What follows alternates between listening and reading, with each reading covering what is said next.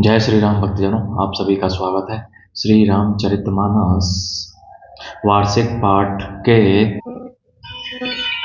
178वें दिन की कथा में। वार्षिक पाठ में हम प्रतिदिन 3 दोहे और मंगलवार के दिन 6 दोहे पढ़ते हैं, जिससे हमारी संपूर्ण रामायण 1 वर्ष से पहले 11 महीने में पूर्ण हो जाती है।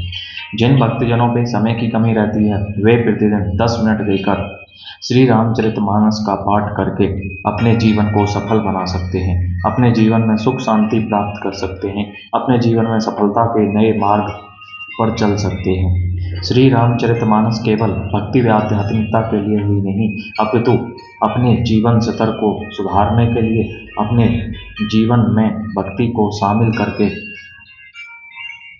आनंद व सुखदायी बनाने के लिए भी आवश्यक है।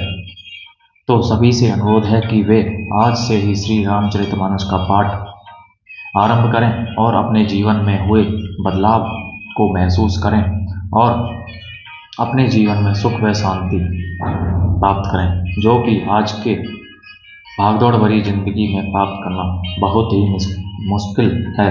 परंतु आप सभी श्री रामचरितमानस का पाठ करके भक्ति में होकर आध्यात्मिक मार्ग पर चल के श्री राम प्रभु की लीलाओं को याद करके मानसिक रूप से शांति प्राप्त कर सकते हैं और अपने जीवन में सफलताएं प्राप्त कर सकते हैं।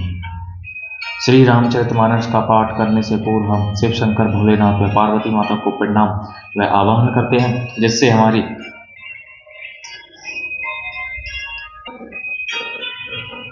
श्री रामचरितमानस का पाठ सफल हो।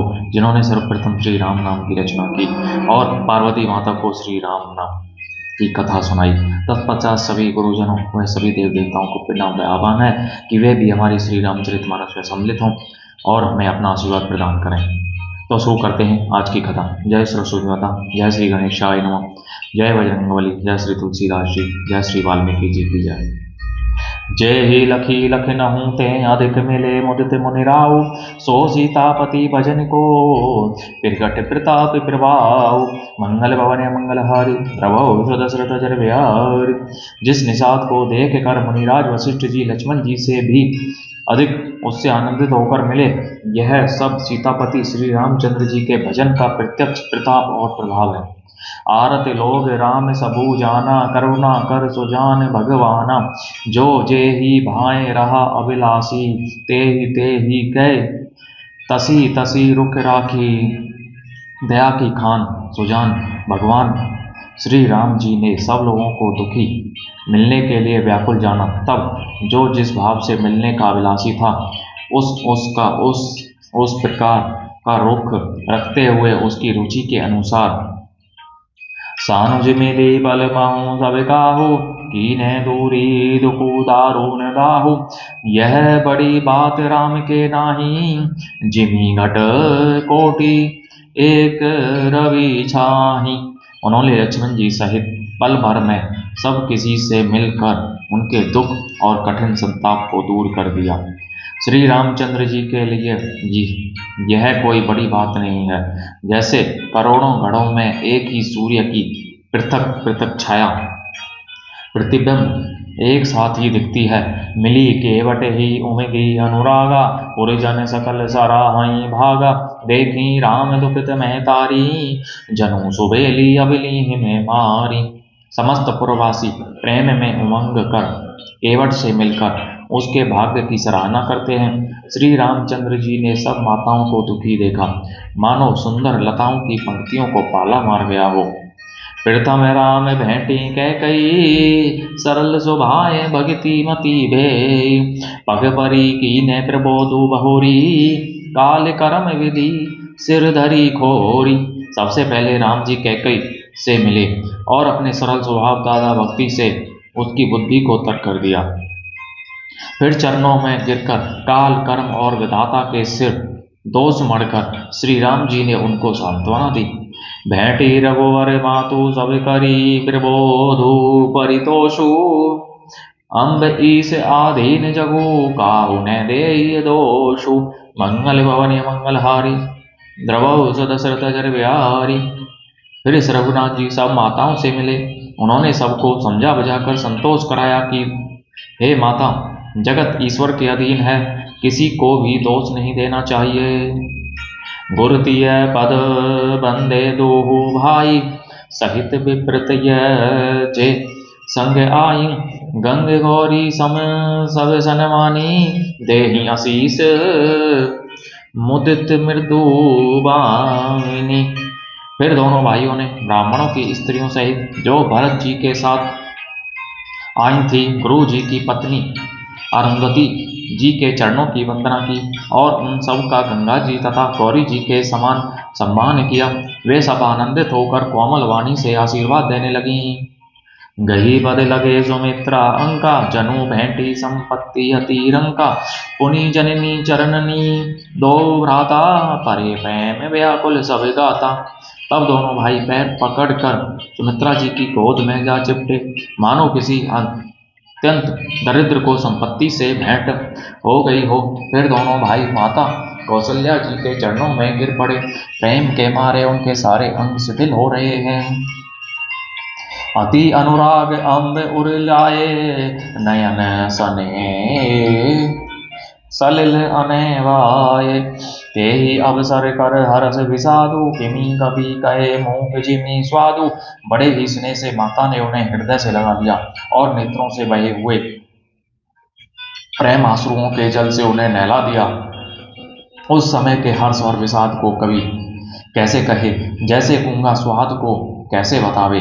मिली जननी सानुज रघुराई, रघुराऊ गुरसन कहे की धारिय पाऊ। पुरजन पाई मुनि से नियोगु, जल थल तकी तकी उतरे लोगु। मंगल भवन मंगलहारी, द्रवौ दशरथ जर बिहारी। श्री रघुनाथ जी ने छोटे भाई लक्ष्मण जी सहित कौशल्या से मिलकर गुरु से कहा कि आश्रम पर पधारिए। तदनंतर मुनीश्वर वशिष्ठ जी की आज्ञा पाकर अयोध्यावासी सब लोग जल और थल का सुविधा देख देख कर उतर गए। महीसुर मंत्री मातु गुरगने लोग लिए साथ, पावन आश्रम गविनु किए भरत लखन रघुनाथ। मंगल भवन मंगलहारी, द्रवौ दशरथ जर बिहारी। ब्राह्मण, मंत्री, माताएं और गुरु आदि गिने चुने लोगों को साथ ले हुए भरत जी, लक्ष्मण जी और श्री रघुनाथ जी के पवित्र आश्रम को चले। सिय आई मुनिवर पग लागी, उचित आशीष लगी मन मागी।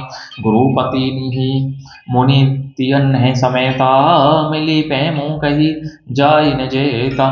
सीता जी आकर मुनि श्रेष्ठ वशिष्ठ जी के चरणों लगी और उन्होंने मन मांगी उचित आशीष पाई। फिर मुनियों की स्त्रियों सहित गुरु पत्नी अरुंधति जी से मिली। उनका जितना प्रेम था वह कहा नहीं जाता। बंदी बंदी भगसिय सभी के, आशीर वचन लहे प्रिय जी के। सासु सकल जब सिय निहारी, मुंदे नयन सहमी सुकुमारी।